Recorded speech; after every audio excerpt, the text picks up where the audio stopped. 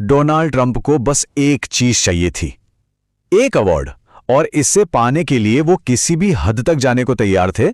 उन्होंने एक ऐसा पब्लिक कैंपेन चलाया ना जो पहले कभी किसी ने नहीं देखा था। सोशल मीडिया पर तो जैसे उम्मीदों का तूफान ही खड़ा कर दिया था। लेकिन जब रिजल्ट्स आए तो कहानी में एक ऐसा ट्विस्ट आया जिसकी किसी ने उम्मीद नहीं की थी। चलिए समझते हैं कि आखिर हुआ क्या था। देखिए, बात सिर्फ नोबेल प्राइज जीतने की नहीं थी। ट्रंप के समर्थक तो ये चाह रहे थे कि प्राइज का नाम ही उनके नाम पर रख दिया जाए। वो खुद ऐसे आर्टिकल्स शेयर कर रहे थे जिनमें लिखा था कि इसे ट्रंप प्राइज कहना चाहिए। ये सिर्फ सेल्फ कॉन्फिडेंस नहीं था, ये तो एक तरह का ऐलान था कि भाई उनसे ज्यादा डिजर्विंग कैंडिडेट तो कोई है ही नहीं। तो आगे हम क्या क्या देखने वाले हैं? सबसे पहले वो शॉकिंग अनाउंसमेंट जिसने सबको हैरान कर दिया। फिर हम ट्रंप के इस ऑब्सेशन के पीछे की असली वजह जानेंगे और देखेंगे कि इस अवार्ड के लिए उन्होंने क्या क्या नहीं किया। और हाँ, आखिर में एक बड़ा सवाल, क्या किसी एक इंसान की हार पूरे देश की जीत हो सकती है? तो चलिए कहानी की शुरुआत करते हैं। सीन उस पल का है जब सारे दुनिया की नजरें नोबेल कमेटी पर टिकी हुई थीं। एक अनाउंसमेंट होने वाला था, लेकिन यह वो अनाउंसमेंट नहीं था जिसका ट्रंप को बेसब्री से इंतजार था। और विनर का नाम था मारिया कोरिना मचाडो, वेनेजुएला की एक ऑपोजिशन लीडर।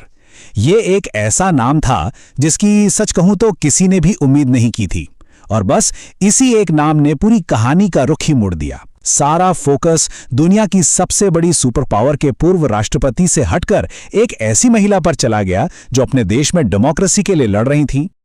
लेकिन यहां एक बड़ा सवाल उठता है, ट्रंप को इस एक अवार्ड की इतनी ज्यादा परवाह क्यों थी? मतलब ये सिर्फ एक अवार्ड से कहीं बढ़कर था। इसके पीछे एक बहुत ही डीप पर्सनल वजह थी। चलिए पता लगाते हैं कि वो वजह क्या थी। ट्रंप की इस जिद के सेंटर में बस एक ही नाम था, बराक ओबामा। जी हां, ये लड़ाई सिर्फ एक अवार्ड की नहीं थी, ये एक राइवलरी थी, हिस्ट्री में अपनी जगह बनाने की एक होड़ थी।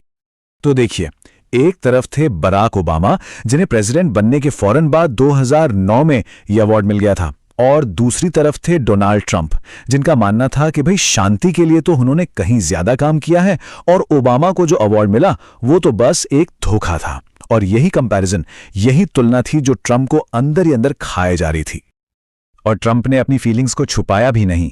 उन्होंने तो पब्लिकली कहा कि ओबामा को यह अवार्ड कुछ भी नहीं करने के लिए मिला था। उनका कहना था कि असली काम तो उन्होंने किया है, युद्ध रोके, पीस डील्स करवाएं। यह सिर्फ एक ओपिनियन नहीं था, यह उनके ऑब्सेशन का पक्का सबूत था। तो साफ है, यह अवार्ड सिर्फ एक ट्रॉफी नहीं थी, यह उनकी लेगेसी का सवाल था। यह ओबामा के बराबर आकर खड़े होने का एक जरिया था, और इसे वो किसी भी कीमत पर हासिल करना चाहते थे।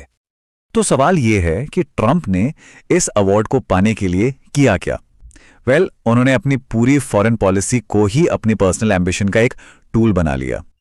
और ये कैंपेन कोई छोटा मोटा नहीं था, ये ग्लोबल था। पाकिस्तान के प्राइम मिनिस्टर से लेकर इजराइल के प्राइम मिनिस्टर तक, और तो और रूस के प्रेसिडेंट व्लादिमीर पुतिन तक, दुनिया भर के बड़े बड़े लीडर्स ने ट्रंप की उम्मीदवारी को सपोर्ट किया।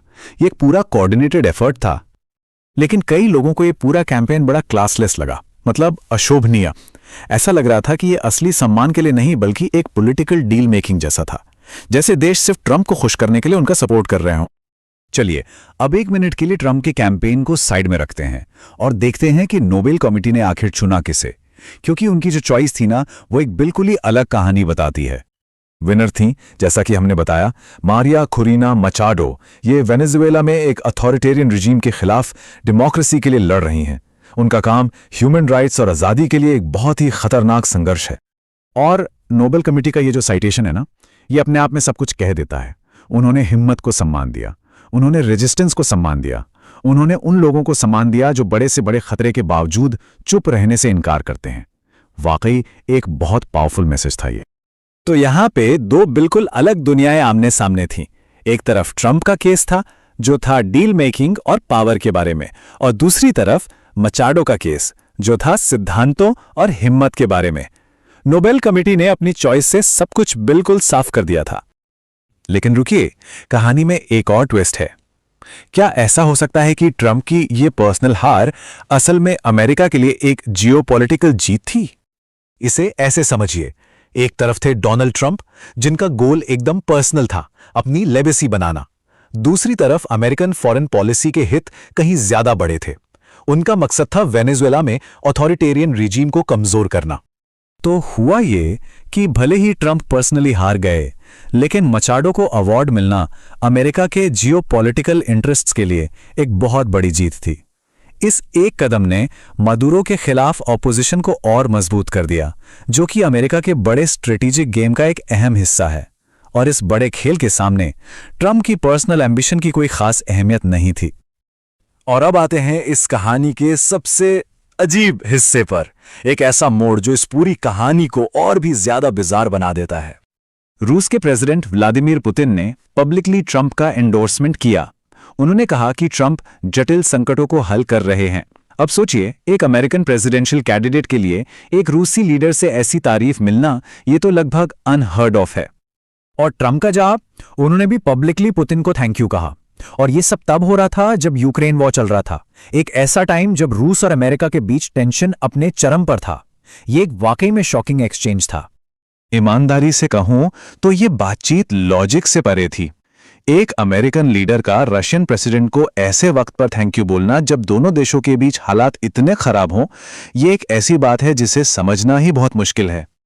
तो आखिर में हम इसी सवाल पर आके रुकते हैं, जब कोई इतना बड़ा अवार्ड पर्सनल एम्बिशन और जियोपॉलिटिक्स का एक मोहरा बन जाए, तो उसकी असली कीमत क्या रह जाती है? ये एक ऐसा सवाल है जिसका जवाब शायद हमें कभी नहीं मिलेगा।